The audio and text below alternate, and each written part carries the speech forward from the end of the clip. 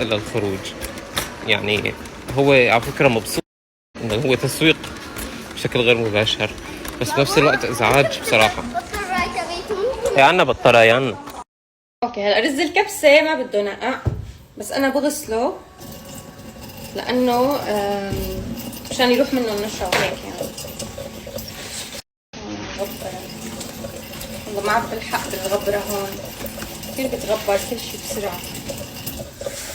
أتوقع الغبرة بمنطقتي زيادة لأنه منطقة جديدة ولسه هي كونستراكشن سايت، يعني لسه في حوالينا فيلات، مو بالقريب يعني بعد شوي بنفس المجمع في فيلات لسه عم تنعمل، فلذلك منطقتي كتير عم بشوف غبرة يعني حتى كراج السيارة كل ما مننظفه بيرجع بيتوسخ يعني، لأنه لساتها كونستراكشن سايت يعني، مو الكومباوند اللي أنا فيه اللي جنبه عم بيتعمر فيلات جنبه يعني.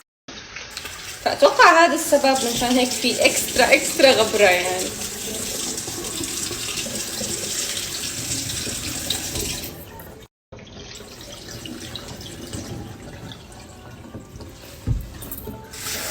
أنا بضل بغير المي على الرز لبين ما تصير المي صافية عشان يروح منه.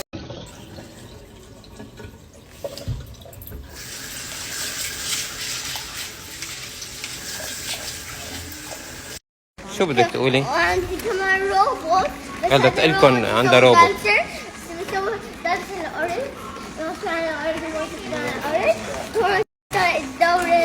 ايه الروبوت عندها بيطلع ضوء، بيرقص، بيعمل كثير شغلات، وهلا اشتريت له ميكروفون.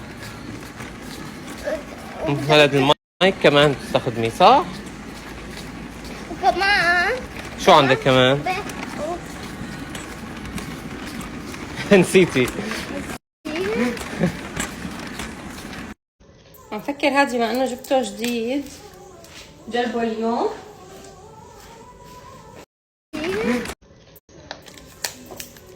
وين رجعت الشتوية يا فيروز؟ رجعت الشتوية. رجعت الصيفية.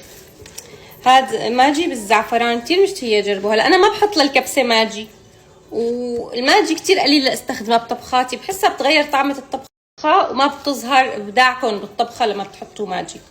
بس للرز بالذات حسام كتير بيحبها الماجي معه، فوقت شفتها بالزعفران قلت والله بصير بجربها للرز، فاليوم رح جربها للرز، مع انه انا قلت لكم ما بحط للرز ماجي.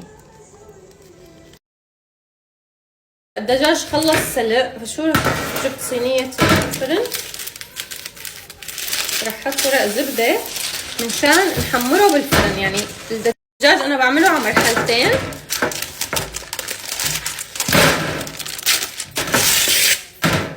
اول مرحلة هي سلق الدجاج، وثاني مرحلة هي التحمير بالفرن، عرفتوا؟ بيطلع كتير طيب.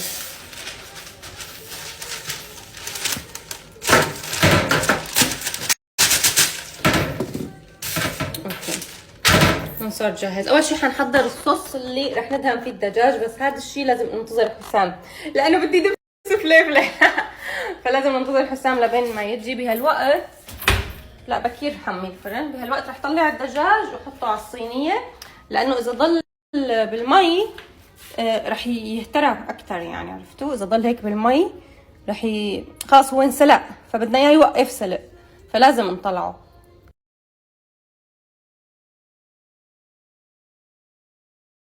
وين خبيتي الهدية؟ وين؟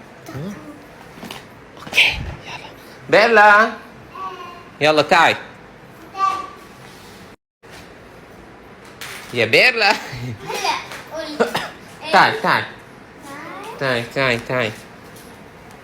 تعي روحي عند ميلا شوي، روحي وقفي عند ميلا.